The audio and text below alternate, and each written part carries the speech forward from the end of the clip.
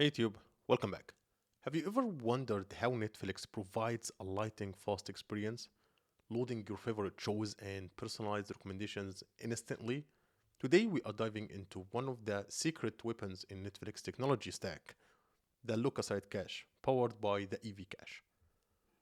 Okay, let's try to answer the question of what is exactly EVCache? A Lucasite cache, sorry. A leukocyte cache is a caching pattern designed to ensure frequently accessed data is readily available, minimizing delays in fetching data from backend services or databases. Netflix EVCache system takes this concept to a whole next level. Let's take a look about a simplified system of Netflix. EVCache, leukocyte cache. So first we have application layer. This is the starting point where the user initiate a request. The application communicates with EVCache client. Let's bring the EVCache client here, like that. And the EVCache client, this component acts as an intermediary between the application and the cache cluster.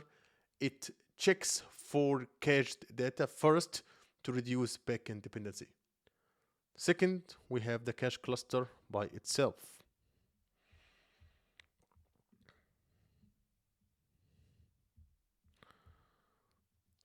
Um, a cache cluster is a distributed memory cluster designed for high-speed data retrieval. If the data is in the cache, it's served directly to the application.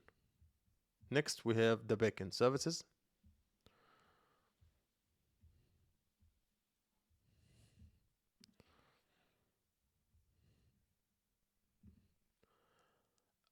If the requested data is not cached, it's fetched from the backend services, which may involve querying the Cassandra database.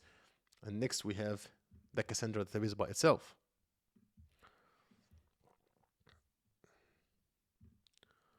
The backend services handle more complex queries and computational. And after that, if they found the data, they will save it in the cache cluster. And we have the Cassandra database. It's a scalable distributed database where the data is stored permanently. It's queried.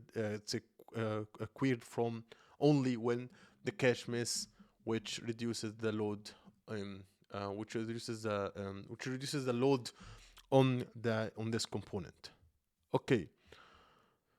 So this is an example of a system that uses leukocyte cache, and I guess it's a simplified one. So again, let's try to understand again. Step one, the application first queries the EVCache client to check if the request data is already stored. And we said before, the EVCache client, this component acts as an intermediary between the application and the cache cluster.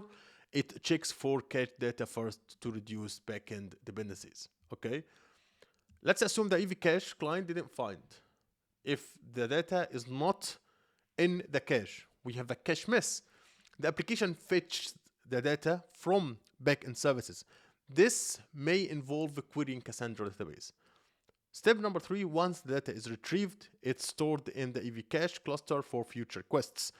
The next time the same data is requested, it's served directly from the cache by passing the backend services. Why this is matter? What is important from this one? I would say there are 3 reasons. First, or like three benefits from this architecture. The first one is reduced latency, like fetching data directly from the cache significantly reduces response times, ensuring smooth navigation and instant loading of personalized recommendations or watch histories.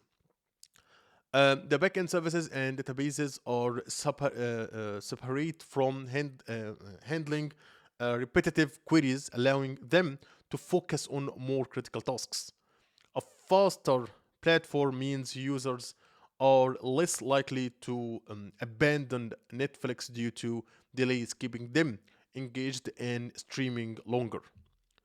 So imagine opening Netflix to browse your personalized recommendations and thumbnails.